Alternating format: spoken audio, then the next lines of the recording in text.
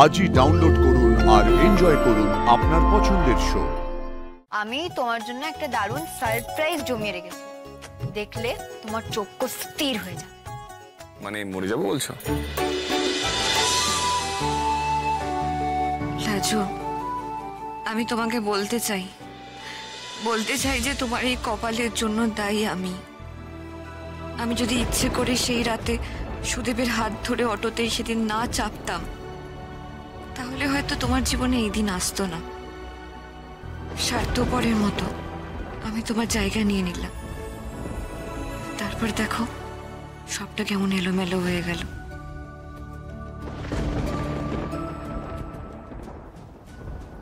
আমাকে তোমার ভালো লেগেছে কেন গো?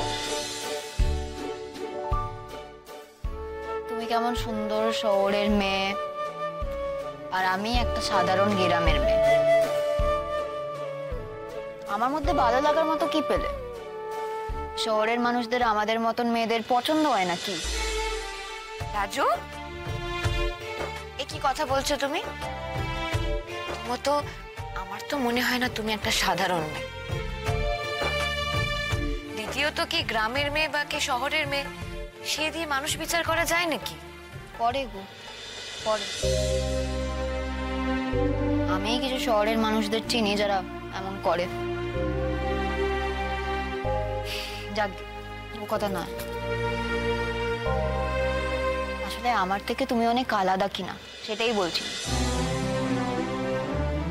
আচ্ছা, তোমার কিন্তু বেশ বুদ্ধি আছে। আচ্ছা, তাই নাকি? আমার মাথায় যে এত বুদ্ধি আছে সেটা তুমি জানলে কি করে? সেদিন আমি যখন তোমাদের বাড়ি গেছিলাম, আমি নাম বলার আগেই তুমি আমাকে চিনে গেছি। জিজ্ঞেস করেছিলে না আমি লাজু কিনা? আরে সে তো তোমার বর সুদেবের জন্য। তোমার ব্যাপারে এত কথা বলেছে না ও আমার কাছে। আমার লাজু এমনি, আমার লাজু সেমনি, আমার লাজু খুব ভালো। তোমাকে তো আমি এসপ্ল্যানেডের মোড়ে দাঁড়িয়েও চিনে যেতাম। কোন মোড়ে? কি নাম বললে গো তুমি? সে জায়গাটা কোথায় গো?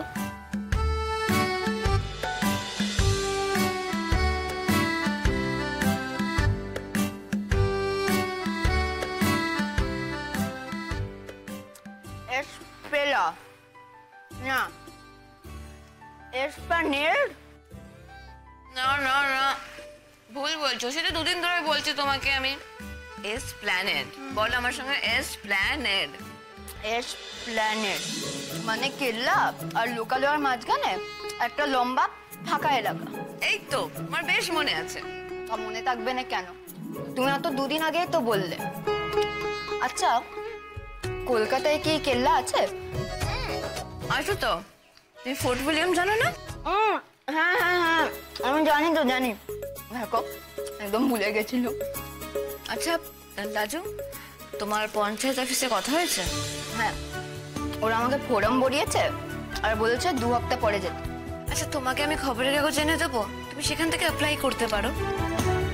সে তো করতেই পারি, কিন্তু সেটা তুমিও করতে পারো। তুমি তো অনেক লেখাপড়া জানো, তুমি ওখানে অমনি করে কেন থাকো? বেশ ভালো লেগে গেছে জায়গাটা। এখন না সমস্ত কিছুর সঙ্গে নিজেকে মানিয়ে নিয়েছি লাজু। এখন স্কুল খুলেছি, বেশ ভালো লাগে। তোমার বিয়েটা করতে ইচ্ছে করে না?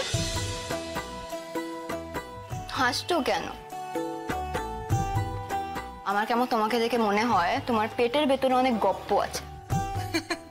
তাই এরকম কেন মনে হয় শুনি? এই যে তোমাকে দেখে বিতু লাগে না, কিন্তু তুমি কয়েকটা লোকের ভয় ও গায়ে লুকিয়ে আছো। এই জানো বাড়ি কেমন ব্যাপার?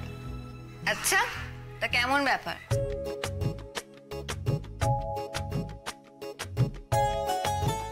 জানো তো, আমি তোমার জন্য একটা দারুণ সম্বন্ধ করতে পারি। সম্বন্ধ? লাজু, তুমি কি ঘটকি হবে নাকি? হলে কিন্তু বেশ ভালো হয়। আমার বোকা বরটার মতন ছেলেদের আমি সবসময় তোমার মতন মেয়েদের সঙ্গে বিয়ে দেবো, যাতে তোমরা ওদের বোকামিটা গুটিয়ে দিতে পারো। দিদি, কাকি তোকে ডাকছে। আসছি। আমি এখন যাই গো, পরে একদিন দেখা হবে। আর তুমি আমাকে বেবে বলো আমি সম্বন্ধটা করব কি না।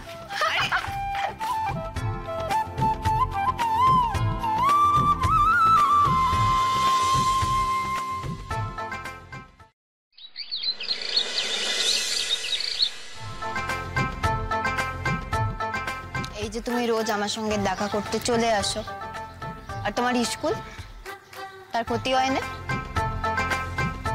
অবশ্য তুমি এলে আমার বেশ ভালো লাগে। আমার কাজ আমি ঠিক ম্যানেজ করে নিই। আমারও তোমার সঙ্গে গল্প করতে খুব ভালো লাগে, তাই জন্য তো বারবার চলে আসি তোমার কাছে। আচ্ছা, আমার সম্বন্ধটা নিয়ে ভেবেছো? কোন সম্বন্ধ?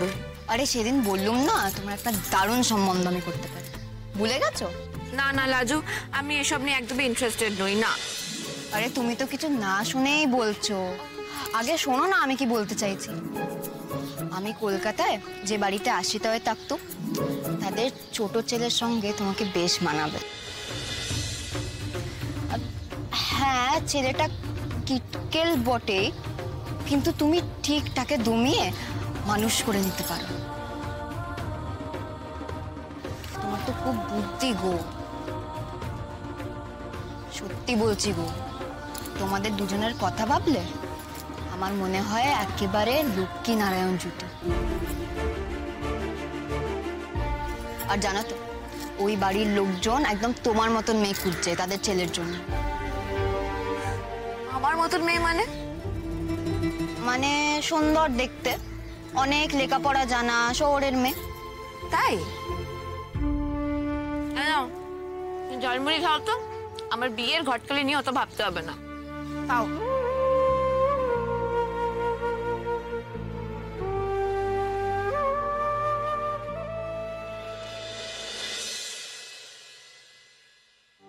তুমি ফিরে এসেছো?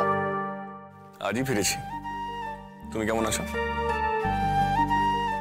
আমি ঠিক আছি। আচ্ছা, তুমি এখানে কবে আসছো? বাবা, হঠাৎ এটা জানতে চাইছো? আমি গিয়ে সুদেবের সঙ্গে কথা বলবো বলেছি বলে। বলোই না কবে আসছো। আমি কাল যাচ্ছি। তোমার জীবনের সব সমস্যা, সব টানাপোড়েন এবার আমি মেটাবো। সে আমার সমস্যা মিটবে কিনা জানি না, তবে আমি তোমার জন্য একটা দারুণ সারপ্রাইজ জমিয়ে রেখেছি। আহ লাজু, কথাটা সারপ্রাইজ। ওই হলো সারপ্রাইজ। আমি তোমার জন্য একটা দারুণ সারপ্রাইজ জমিয়ে রেখেছি, দেখলে তোমার চক্ষু স্থির হয়ে যাবে। মানে মরে যাবো বলছো? চোখ টোক স্থির হয়ে গেল তাই হয়? ধ্যাৎ, শুধু বাজে কথা। আরে তুমি এখানে এসো, এলেই তো বুঝবে।